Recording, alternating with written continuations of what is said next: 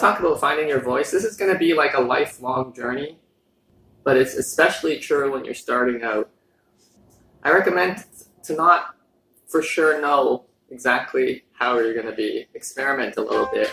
You know, you're in undergrad, university, you know, kiss a guy. I don't, what am I talking about anymore? Experiment though. You don't know what your voice is going to be. Try things. I tried act outs. I tried impersonations. I tried like wacky. I tried dancing. I tried a lot of things, and I very quickly knew what wasn't my voice, and I stopped doing those things.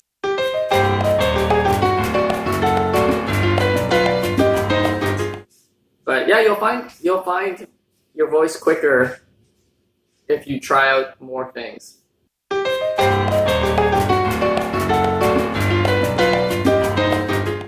And then once you've found your voice, that's great. But the thing is, your voice is going to change because you are not the same age in the same experiences for the rest of your life. You're going to grow. You're going to be in different stages in your life. You know, like right now, I think I got lucky. I kind of found my voice pretty quickly. And it's kind of like a luckless in love type of guy. You know, I just can't get it right with finding love.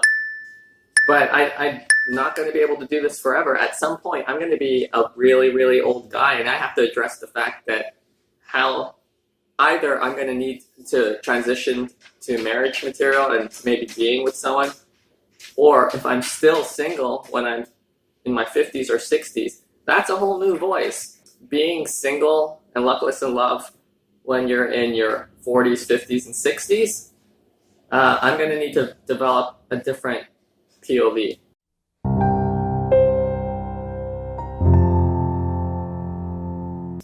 You know, your voice is really important because it's going to be what separates you from other comics. I used to be a copywriter, and in advertising we had this term called the USP, the unique selling point. Yeah. And it basically said that what's special about this product? Like, if you took that advertisement or the slogan and slapped it on another product, would it make sense? Because if it does, you're not very unique. Like, what are you giving or saying that's different from all other comics? I mean, it's hard to be the only person in the whole world who could do that routine, but try to lower the number of other people who, if they took the words from your set and did your set, it wouldn't make sense because it needs to come from you. That's why I like to tell a lot of personal stories, because someone else wouldn't be able to say the same story. Like, I have a story where my dad, as a doctor, always tries to set me up with his patients. You know, and he even, at one point, staged an Asian The Bachelor surprise party for me. And I think that's a USP, unique selling point. Yeah, unique selling point. Because, like, you would need to have a father as a doctor.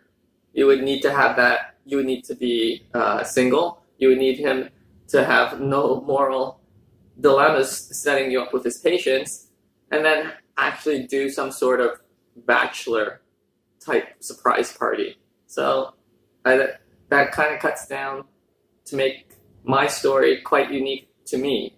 Think of this. Think of like the top comics. If you can do an impersonation, if someone could do an impersonation of that comic, and you can guess who it is, that makes them unique. That's their voice. Jerry Seinfeld. Super easy to do an impression of him. He has a voice. He has like a point of view, a character, right? Anthony Jeselnik. I talk about him a lot, but he is very different from other comics. The way he delivers is just like stoically, very deadpan, confident.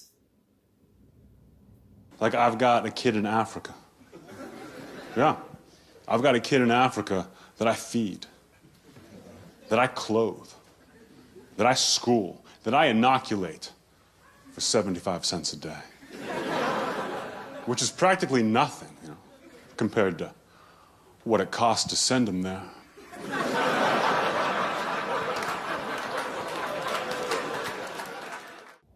Aziz Ansari,